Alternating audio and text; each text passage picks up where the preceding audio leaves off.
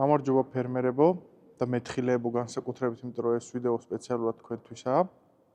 თუ წელს თქვენ მექანიზაციით აპირებთ მოსავლის აღებას და გაქვთ ანაკლიური ჯიშის თხილი, მინდა გაჩვენოთ ერთადერთი მანქანა, რომელიც რეალურად ასრულებს იმ საქმეს, რაც თქვენ გჭირდებათ, ანუ მიწიდან მოსავლის აღება. ეს არის იტალიური მწარმოებლის Monkieros 2075 მოდელი და 2095 მოდელი.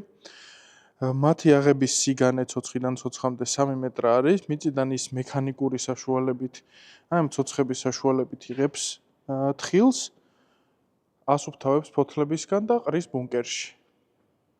მოგეხსენებათ ანაკლიური თხილის შემთხვევაში, კაკალი 2-3-ად შეკრული ვარდება მიწაზე. Monkiero ყველაფერს, რაც მიწაზეა, იღებს, ასუფთავებს ფოთლებისგან და ტოტებისგან და აგროვებს ბუნკერში. ხოლო სხვა მანქანები აღების პროცესშივე ცდილობენ სეპარაცია გაუკეთონ ქვისგან და ტოტებისგან პროდუქტს, რის შედეგადაც მათ 2-3 შეკრული კაკალს აღიქვავენ როგორც ქვებს და ყრიან ისევ დაბლა. უბრალოდ ეს ვიდეო მინდოდა იმათთვის ჩამეწერა, ვისაც გადაწყვეტილი აქვს მოსავლის აღება და ჯერ არ მოუფიქრებია, რომელ ბრენდს უნდა ენდოს. Monkiero თქვენთვისაა, თუ თქვენ გაქვთ ანაკლიური ჯიშის თხილი. ესეთი ვიდეოებისთვის გთხოვთ გამოიწეროთ ჩემი არხი.